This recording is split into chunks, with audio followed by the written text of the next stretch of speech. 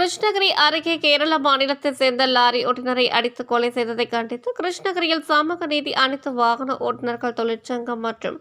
10 ரூபாய் இயக்கம் சார்பில் தமிழகத்தில் ஓட்டுநர்களுக்கு பாதுகாப்பு இல்லை என கூறி கண்டன ஆர்ப்பாட்டத்தில் ஈடுபட்டனர். கிருஷ்ணகிரி அடுத்த சுபேதார் மேடு என்ற பகுதியில் கடந்த 29ஆம் தேதி கேரள மாநிலத்தைச் சேர்ந்த ஓட்டுநரை சமூக விரோதிகள் சிலர் அடித்துக் கொன்ற சம்பவத்தை கண்டித்தும் தமிழகத்தில் ஓட்டுநர்களுக்கு உரிய பாதுகாப்பு வழங்க வலியுறுத்தியும் ஓட்டுநர்களை பணி பாதுகாப்பு சட்டத்தின் கீழ் கொண்டு வர வலியுறுத்தியும் கொலையாளிகளை குண்டர் சட்டத்தில் கைது செய்ய வேண்டும் என கோரி கிருஷ்ணகிரி புதிய பேருந்து நிலையம் அருகே அண்ணா சிலை எதிரே சமூக நீதி அனைத்து வாகன ஓட்டுநர்கள் தொழிற்சங்கம் மற்றும் 10 ரூபாய் இயக்கம் சார்பில் கண்டன ஆர்ப்பாட்டம் நடைபெற்றது. மாநில தலைவர் பத்மராஜ் தலைமையில் நடைபெற்றது.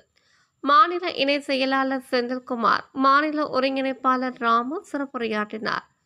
சமூக நீதி அனைத்து வாகன ஓட்டுநர்கள் தொழிற்சங்கம் கிருஷ்ணகிரி மாவட்ட தலைவர் பன்னீர்செல்வம், சமூக நீதி அனைத்து வாகன ஓட்டுநர்கள் தொழிற்சங்கம் கிருஷ்ணகிரி மாவட்ட செயலாளர் செல்வம், கிருஷ்ணகிரி மாவட்ட துணைத் தலைவர் முனுசாமி மற்றும் சரவணன், ராமமூர்த்தி, சிலம்பரசன், ராஜா,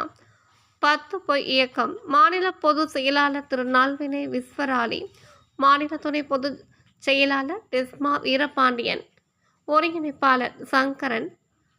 மாவட்ட அமைப்பாளர் திரு சாமி, மாவட்ட செயலாளர் திரு ஹரின் மற்றும்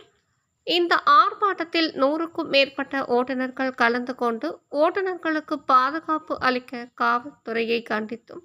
தமிழக அரசை கண்டித்தும் கண்டன கோஷங்களை எழுப்பினர்.